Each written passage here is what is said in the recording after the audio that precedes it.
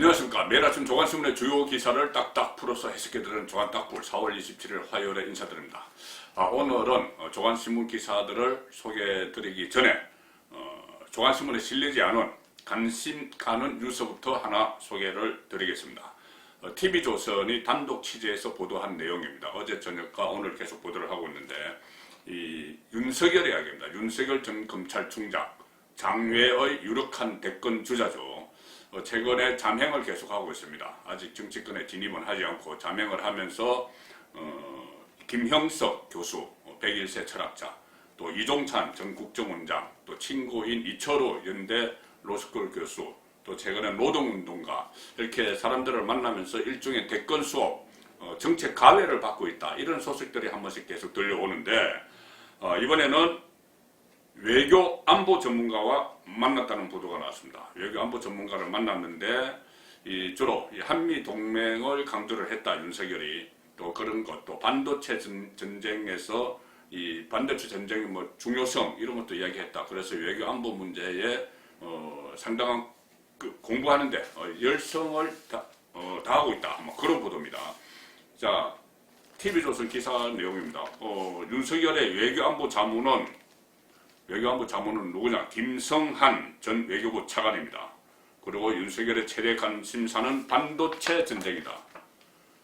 김성한 전 외교부 차관인데 이명박 정부 시절에 외교부 차관을 지내고 지금은 고려대 교수로 했습니다. 원래 이력을 제가 살펴보니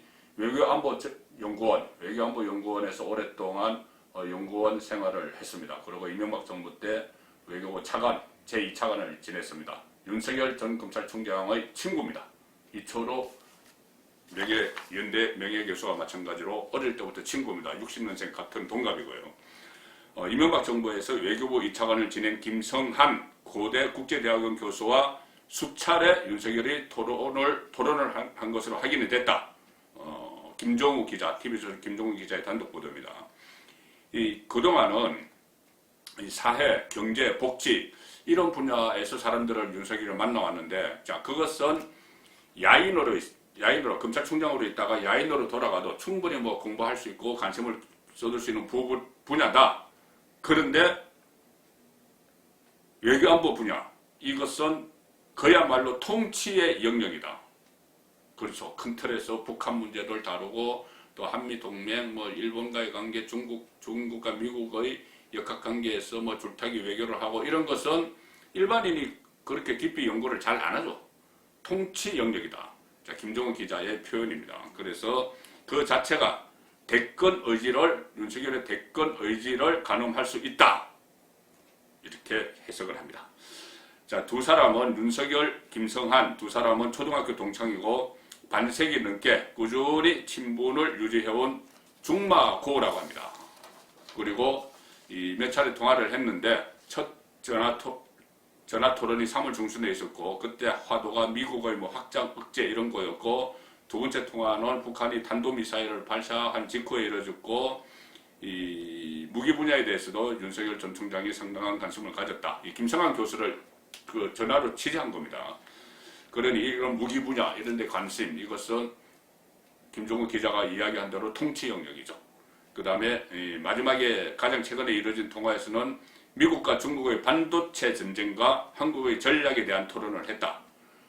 그동안 주로 이 두 사람이 통화를 하면서 질문을 윤석열 총장이 많이 했는데, 이 반도체 전쟁과 관련해서는 본인의 의견을 적극적으로 또 개진을 했다. 자, 이런 기사 내용입니다. 그리고 김성한 교수는 이렇게 이야기합니다. 윤석열 총장이 왜 이렇게 외교 안보 현안을 집중 연구하느냐, 이렇게 기자가 물어보니 김 교수는 왜 그렇게 열심히 공부하는지 모르겠다, 이렇게 웃어 넘겼다고 합니다. 그렇지만 그가 이 윤석열이 어떤 콘텐츠를 들고 반사체가 아닌 발광체로 등장할지 앞으로 주목해야 될 부분이다. 자, 이렇게 해석을 합니다. 윤석열 지금 정치권 진입을 앞두고 있죠. 언제 어떤 방식으로 할지 여러 가지 다양한 해석들이 나오고 있는데, 일단은 지금 김종인 쪽에서도 러브콜을 보내고 있고, 국민의힘 안에서는 서로 갈라져 있습니다. 김종인이 당장 들어와야 된다, 아니다, 김종인이 뭔가 보수정권 수사에 대한 입장을 분명히 하고 나서 들어오든지 해야 된다, 이렇게 갈라져 있는데, 자, 야권에서 지금 뭐 중원 전쟁이 벌어지고 있다는 이야기들을 합니다. 중원 전쟁, 중원을 차지하기 위한 윤석열 있고 국민의힘 있고 김종인 또 별개 나가 있고 금태섭도 뭐 진당 만든다고 하고 또 하나의 축이 안철수죠. 안철수 국민의당 대표. 자, 안철수는 10년 전에 안철수 신드롬, 안철수 현상을 일으킨 장본인입니다. 지금 윤석열 현상, 윤석열 신드롬까지 불리는 이것의 원조죠.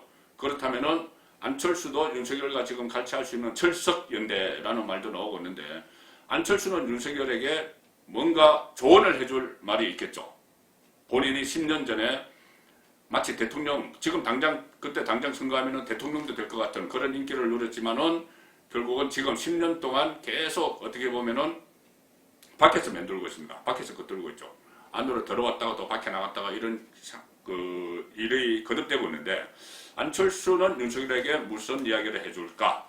자, 한국일보 오늘 안철수 인터뷰 기사를 실었습니다. 일단 제목은 안철수가 국민의힘, 국민의당, 윤석열 세 개의 트로이카가 정권 교체를 위해 힘을 합쳐야 된다.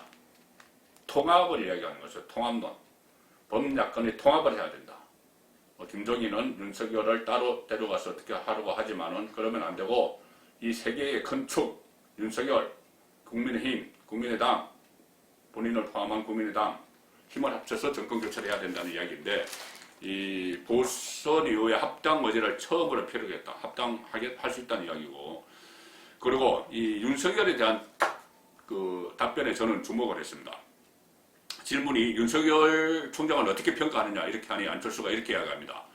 정권 교체를 바라는 분들이 저를 포함한 기성인물 중에 마음에 드는 대안을 찾지 못했다. 그 민심을 모은 것이 윤석열 전 총장이다. 정권 교체에 도움이 되는 역할을 꼭 해주셨으면 좋겠다. 책임감을 좀 가져주셔야 한다.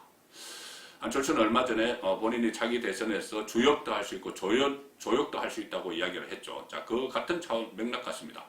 그리고 이 다음 질문은 이겁니다. 윤석열에게 통합정당 입당을 권유할 건가? 자, 지금 윤석열의 가장 관심사는 언제 등판할지도 그렇지만은 들어와서 제3지대에 머물지 또 김종인의 구애를 받아들일지 뭐 그럴 가능성은 낮지만 또는 국민의힘에 바로 들어갈지 독자 신당을 창당할지 이런 데인데 그 방향을 안철수에게 물은 겁니다. 안철수가 10년 전에 똑같은 고민을 했었죠. 자, 이렇게 이 질문에 대해서 통합정당 입당을 권유할 건가? 이 질문에 대해서 안철수의 대답은 이겁니다. 제가 정치를 시작할 때 10년 전 그 경험에 비추면 기회가 왔을 때 선택해야 저처럼 시행착오를 하지 않을 것이라는 조언을 드릴 수 있다. 나처럼 하지 마라. 나는 제가 그때 안철수 쪽에 취재를 했는데 그때 안철수 주변에서는 심지어 그런 이야기까지 했습니다. 왜 꼭 정당에 몸담아야 되느냐 대권을 하는데 새로운 정당 이외의 결사체를 만드려고 한다 이런 이야기도 했습니다. 근데 결국 그 실험은 너무 앞서 나가는 실험이죠. 정당 정치입니다. 우리는 이해주의고. 자, 어쨌든 그런 상황에서 본인이 10년 전에 저처럼 시행착오를 하지 않을 것이라는 조언을 드릴 수 있다. 그러니까 기회가 왔을 때 선택을 해야 된다. 지금 야권 통합을 막 하고 있는데 이 기회가 왔으니 야권에 같이 들어와야 된다. 트로이카 이야기하는 같은 맥락이죠. 그리고 정치권에 처음 들어오면 어떤 선택이 좋은 건지 뭘 할지 말아야 하는지를 잘 모를 수밖에 없다. 그러니 내가 경험한 내가 조언한 대로 야권 통합에 합류하라. 이 이야기를 안철수가 하고 있습니다. 과연 윤석열이 이 말을 귀담아 들을지 조금 지켜보면 알겠죠. 자, 오늘 일면 제가 전해드린 이 처음에 윤석열 이 이야기는 오늘 중앙신문에 나오지 않았죠. TV조선에서 단독 보도한 겁니다. 오늘 일면의 토업은 모든 언론의 일면 토업은 사진을 곁들여서 모처럼 즐거운 뉴스를 전하고 있습니다. 영화배우 윤여정 아카데미 여조연상을 수상을 했죠. 저는 어제 이 수상 장면을 보면서 수상 이 자체도 좀 상당히 영광스러운 본인에게도 영광스럽고 우리 영화계에 영광스러운 일이지만 윤여정이 그 당당하게 수상 소감을 밝히는 위트와 유머를 섞어서 이 자중을 압도를 하는 그 모습이 저는 압권이었다고 봅니다. 그래서 윤며들다 윤여정에 스며들다 이런 신조까지 막 놔두는 그런 상황이죠. 자, 한 세 가지만 제가 톱 기사 내용을 소개를 드리겠습니다. 한국일보는 윤여정 오스카 연기상 문을 열다. 한국 배우가 영화계 102년 만에 새로운 역사를 썼기 때문에 이제 오스카 대규모 큰 국제영화제도 우리나라가 영화계가 문을 열었다. 동아일보는 세상에 펑 하고 일어나는 일은 없어요. 이 수상소감 중에서 이걸 이야기를 했습니다. 한 걸음 한 걸음 노력을 하셔야 된다. 읽는 톱 기사입니다. 중앙일보는 오스카 사로잡다 유쾌한 74세 이렇게 제목을 먹었습니다. 상당히 유쾌하게 웃고 있죠. 그런데 제가 이 윤여정 배우의 수상 소식을 전하면서 중앙동아를 이렇게 보여드렸는데 이 일면 톱은 윤여정 기사지만 일면 사이드 톱 기사는 코로나 백신 관련 기사입니다. 두 신문 다 그렇습니다. 동아일보 보시면은 이 옆에 백신 접종자 많을수록 경제 성장률이 높아진다. 이 기사가 있습니다. 자, 백신 코로나 이후에 이 코로나 후유증으로 경제가 다 어려워진다고들 우려를 하는데 지금 백신 접종률이 높은 나라에서는 경제 성장률이 높아지고 백신 접종률이 낮은 나라는 경제적으로도 후진국이 되는 이 상황이죠. 지금 우리나라가 백신 후진국이라는 이야기를 듣고 있기 때문에 이 연구 결과가 중요한 겁니다. 한국경제연구원이 OECD 백신 접종률 공개된 31개국을 대상으로 전년 대비 경제 성장률 상승치, 백신 접종률 상관관계를 분석을 했는데 백신 접종률이 40%를 넘는 이스라엘, 영국, 미국 이런 데서는 계속 경제 성장률이 올라갈 것으로 나왔습니다. 그런데 한국은 지금 OECD 국가 지금 31개 대상으로 했는데 그 중에서 백신 접종률이 3.2%로 29위입니다. 꼴찌에서 세 번째죠. 그러니 작년 대비 경제 성장률 전망치도 35위, 4.6%, 35위에 머물렀다. 자, 이런 기사가 있고 중앙일보 사이드 톱은 문재인 대통령의 백신 확보 실패 여기에 대해서 문재인 대통령이 이런 상황에서 경제 성장률도 떨어지고 하는 상황에서 백신 확보 실패에 대해서 사과를 하기는커녕 지금 남 탓을 하고 있는데 남 탓도 이 백신 개발한 나라 국내뿐이 아니고 백신 개발한 나라가 왜 우리에게는 백신 안 나눠주느냐 이렇게 투정 부리듯이 말하는 그 내용이 중앙일보 일면 사이드 톱에 나와 있습니다. 백신 개발한 나라 자국주의, 자국 우선주의 비판한 문 대통령. 백신 개발하는 나라가 지금 백신이 모자라니 뭐 자기 국민들 먼저 이렇게 맡는 거죠. 개발을 못하고 미리 확보를 못한 그 책임이 있는 것인데 지금은 국제적으로 남 탓을 하고 있습니다. 왜 우리에게 안 주느냐. 자, 이렇게 이야기합니다. 어제 청와대 수석보좌관 회의에서 여유가 있을 때는 모든 나라가 한 목소리로 연대와 협력을 말했지만 백신과 관련해서 자국의 사정이 급해지자 연합도, 국제공조도 모두 뒷전이 돼서 국경 봉쇄와 백신 수출 통제, 사재기 등으로 각자 도생에 나서고 있다. 각자 도생에 나설 때죠. 본인 자국 국민들이 건강을 위협받고 생명을 위협받고 있는데 지금 다른 나라 돌볼 겨를이 없죠. 그것은 그 나라의 어떤 수준이고 그 나라의 어떤 경제력이고 또 지도자의 리더십입니다. 리더십인데 그것을 따라가지 못하고 지금 남 탓을 하고 있는 것이죠. 자, 이 국내에 백신 공급이 충분히 늦어진 배경을 설명하면서 지금 이런 말을 합니다. 왜 국제 공조 안 하고 모두 뒷전으로 돌리고 자국만 챙기느냐. 그래서 우리가 백신을 충분히 확보하지 못했다. 이런 핑계를 대는 것이죠. 지금 자국 우선주의, 그래서 백신 수출 통제하고 있는 국가는 미국은 이제 5월 달에 문재인 대통령이 가서 정상회담 하는데 거기서 또 어떤 역공을 당할지 모르겠습니다. 트럼프 비판했다가 역공을 당했죠.